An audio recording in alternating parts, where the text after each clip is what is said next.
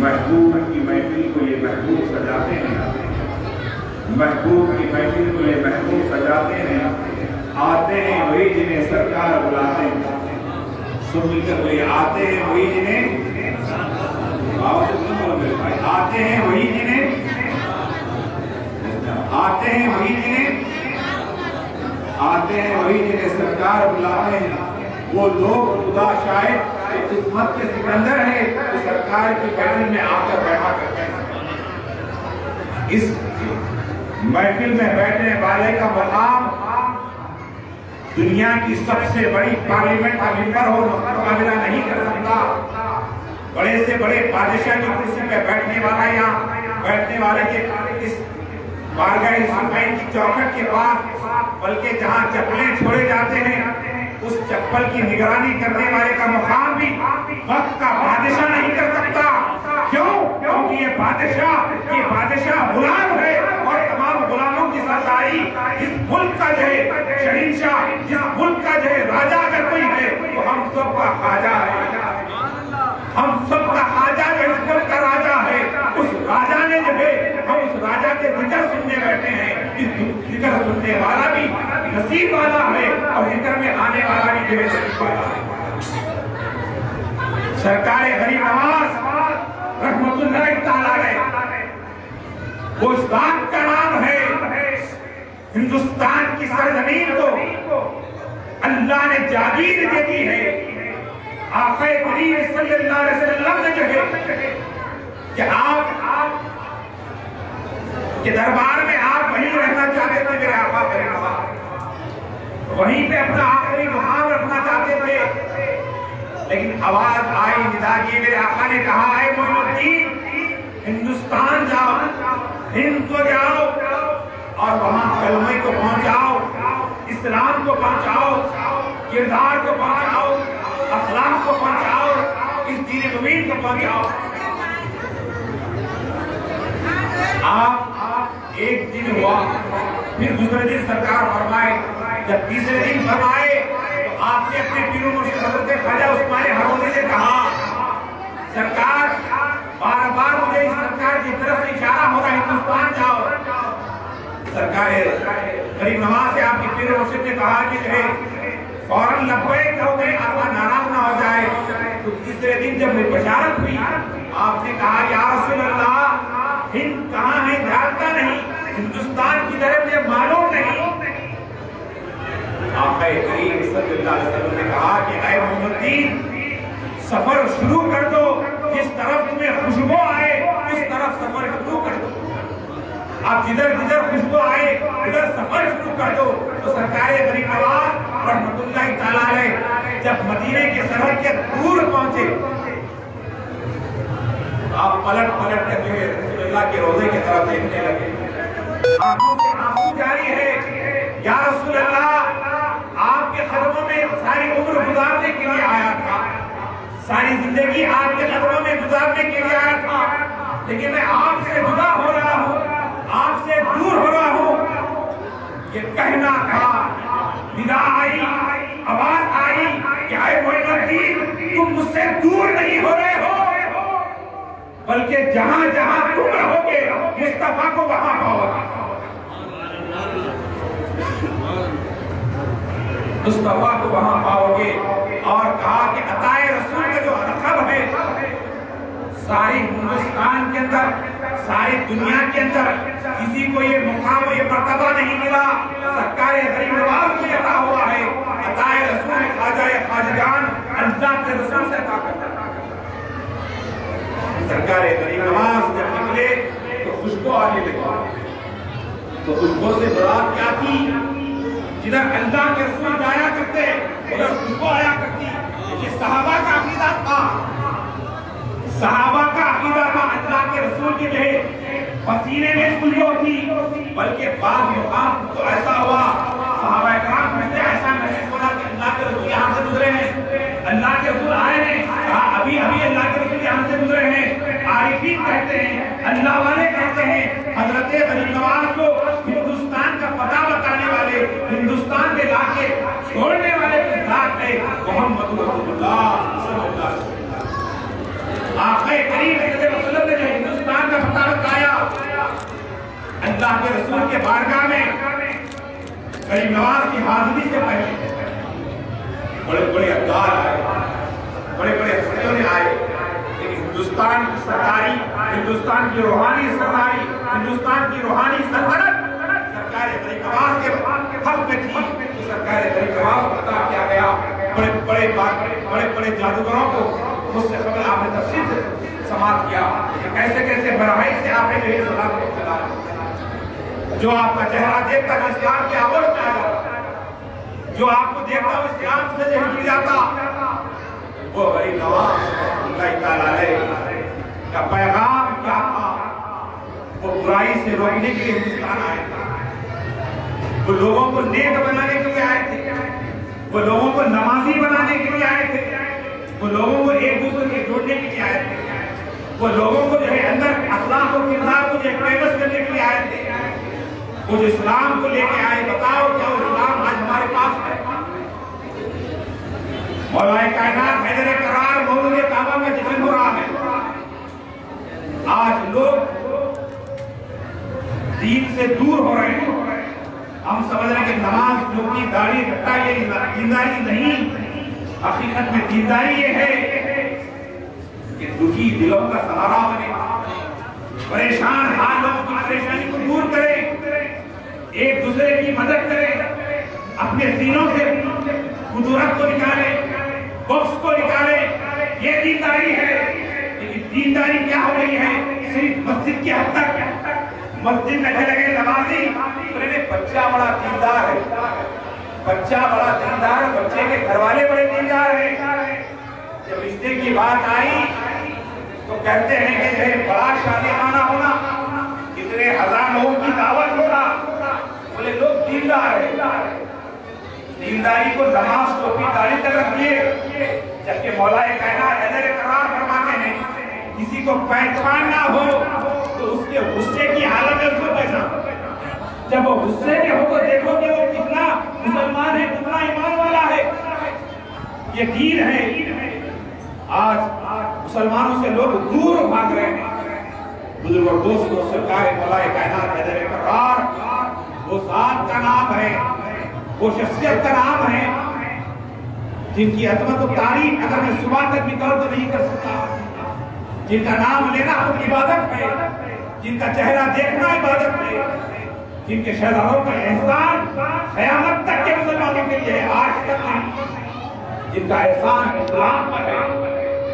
جو مولود کعبہ ہے، کیا مولود کعبہ ہے؟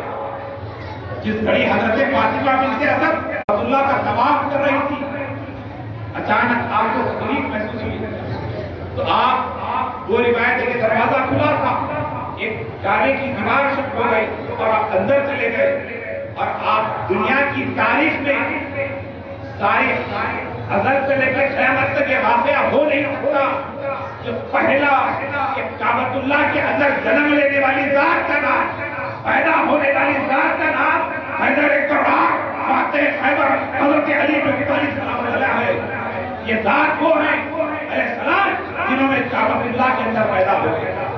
جب کعبے کے اندر مولا کائنات پیدا ہوئے، یہ سارے لوگ بات مشہور ہو گئی کہ ایک نابینا بچہ پیدا ہوا، حضرت ابو طالب کے یہاں ایک نابینا بچہ پیدا ہوا، وہ سارے مکے والے دیکھنے لگے، مبارکباد دینے لگے۔ حضرت ابو طالب نے تمجید سے یہ بچہ پیدا ہوا ہے لیکن نابینا ہے۔ جب 3 دن ہو گئے، آقا کریم صلی اللہ علیہ وسلم آئے، کہا چچا مبارک ہو آپ کے گھر لڑکا پیدا ہوا ہے، مبارک ہو چچی آپ کے گھر لڑکا پیدا ہوا ہے۔ تو حضرت ابو طالب نے کہا کہ اے محمد اس بات کی مبارکباد دے رہے ہو، بچہ تو نابینا پیدا ہوا ہے، جو آنکھ سے اندھا ہے، دیکھ نہیں سکتا، 3 دن ہو گیا۔ آقا کریم صلی اللہ علیہ وسلم نے کہا چچا کیا کہتے ہو، نابینا نہیں، ارے وہ بچہ پیدا ہوا ہے، وہ آپ کے گھر پیدا ہوا ہے، کہیں نابینوں کو بینائی دینے والا پیدا ہوا ہے۔ جیسے یہ جملہ ادا ہونا تھا، حضرت ابو طالب جانتے تھے کہ محمد عربی جو کہتے وہ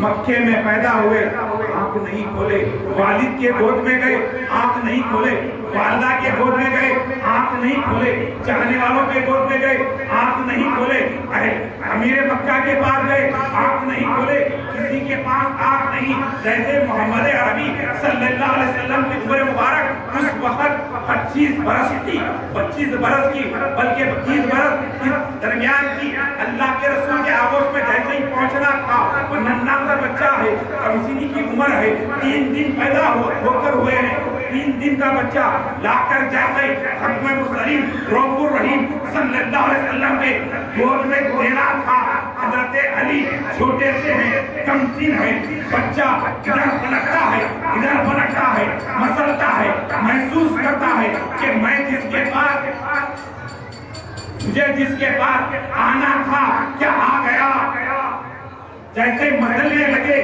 مدلتے ہوئے اللہ کے رسول صلی اللہ علیہ وسلم کے گود میں جیسے محسوس کیا، آقا کریم صلی اللہ علیہ وسلم کے گود میں محسوس کرنا تھا کہ فوراً سب سے پہلے آنکھ کھول کر کسی کا چہرہ دیکھا تو محمد عربی صلی اللہ علیہ وسلم کا چہرہ دیکھا۔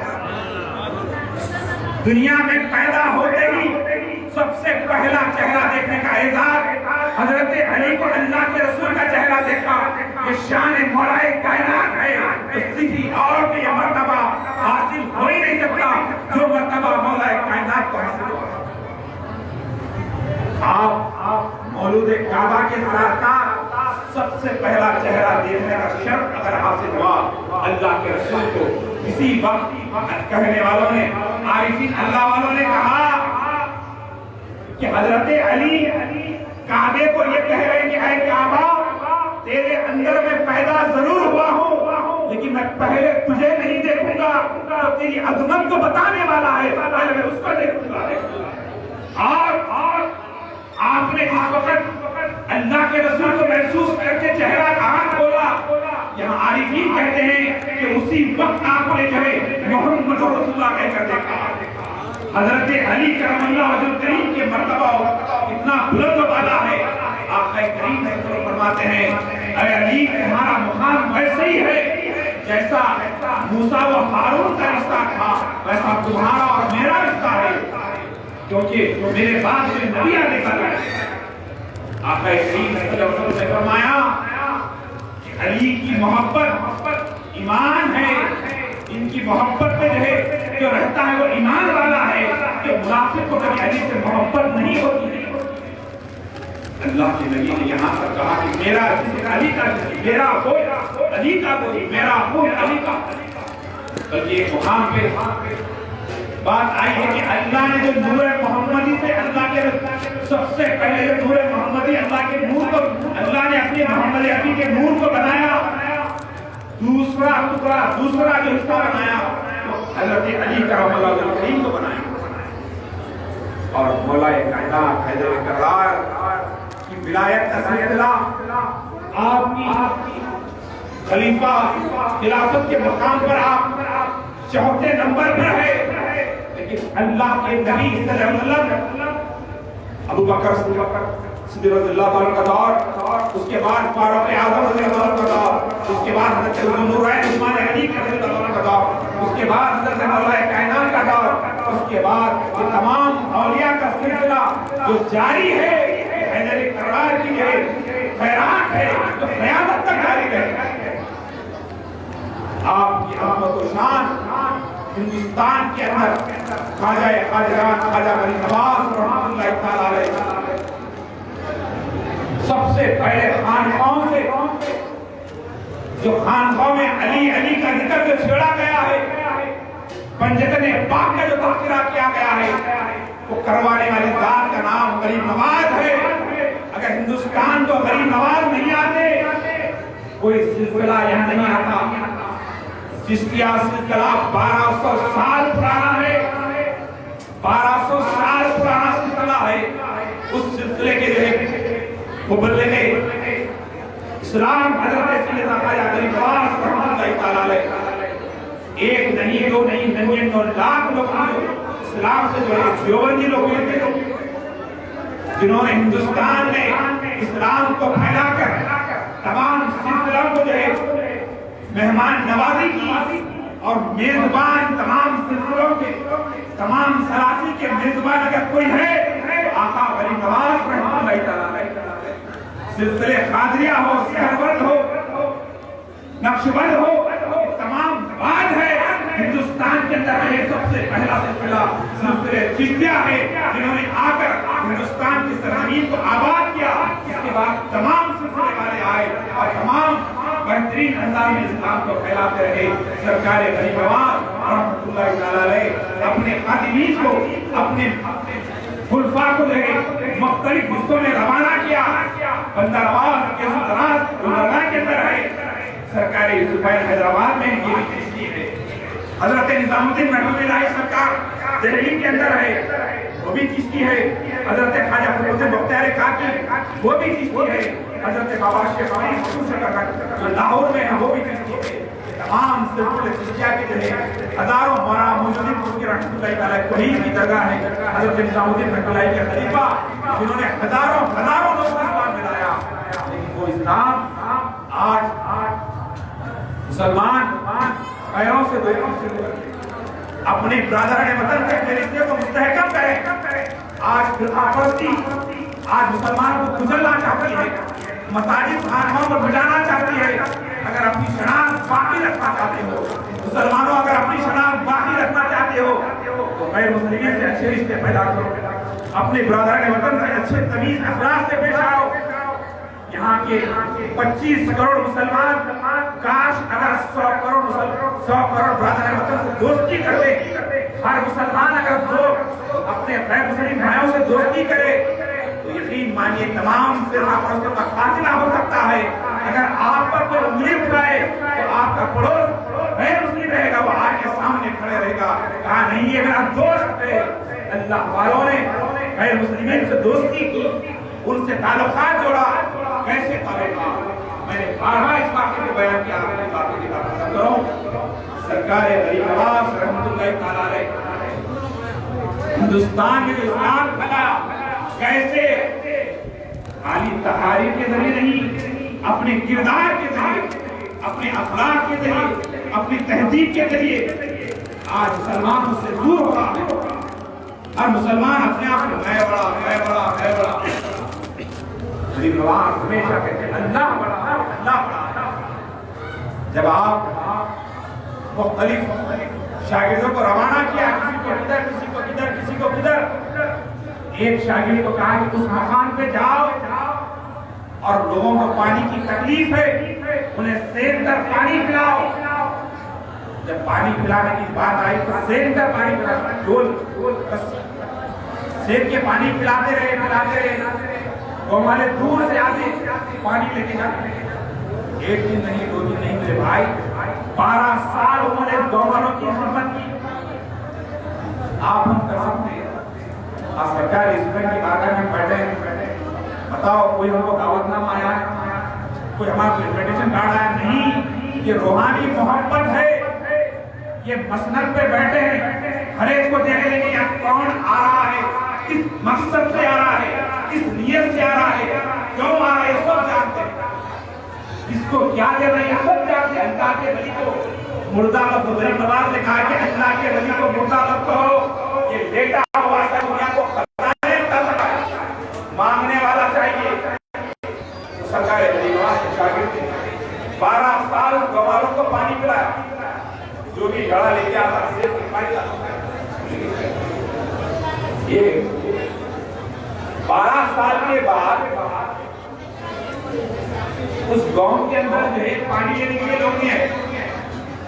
اہم بات، ایک عورت آئی تو اس کو آپ نے پانی ڈال کر پہنچا کے جو ہے آئے، اللہ مائی کیا بات ہے، گاؤں کے اندر تو پانی کا انتظام ہو گیا ہے تو پانی لینے کے لوگ نہیں آ رہے۔ اس بڑھیا نے کہا، اس عورت نے کہا کہ جو ہے ہمارے گاؤں میں بیماری اٹھی ہے، جس بیماری کی وجہ سے کئی لوگ مر رہے ہیں۔ آپ نے کہا، غریب نواز کے شاگرد عرفات نے کہا کہ کیا تو دوا وغیرہ نہیں کرے؟ بولے دوا کر دیے، درمم کر دیے، منتر کر دیے، سب کر دیے، اچھے نہیں ہو رہے۔ جیسے آج کل کرونا آ گیا، سائنس فلو آ گیا، چکنیا بیماری، وہ بیماری، یہ بیماری آپ دیکھ رہے ہیں، जितने बीमारियां फैले हैं उससे ज्यादा बीमारियां अब आ रहे हैं और कैंसर का मर्ज तो इतना फैल रहा है।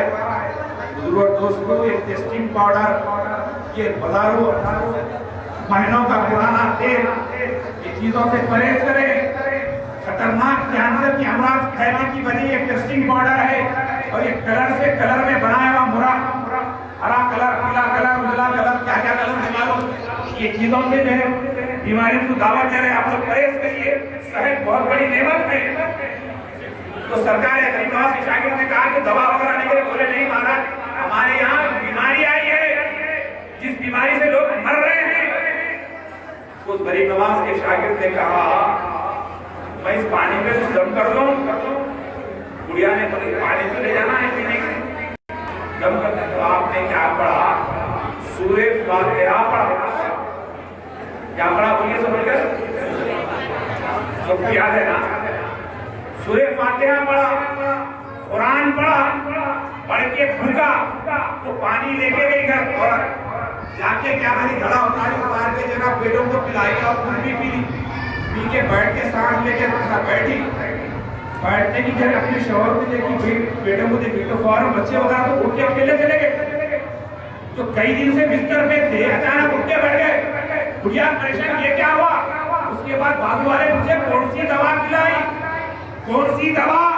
बोले कोई दवा वगैरह कुछ नहीं, पानी पिलाई। बोले कौन सा पानी? बोले वो महाराज का दमदरा हुआ पानी। बोले कौन से महाराज?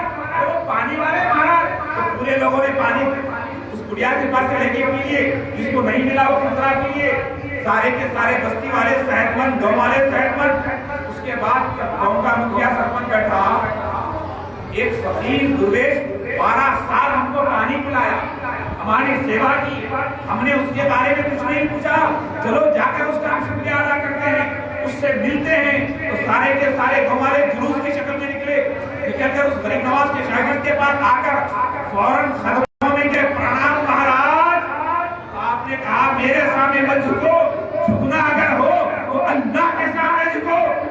बोले अल्लाह कौन? अरे अल्लाह वो है तो हमारा भी मालिक है, इस कायनात का मालिक है, सूरज को निकालने वाला उस रब्बुल आलमीन के सामने झुको। तो अल्लाह कौन?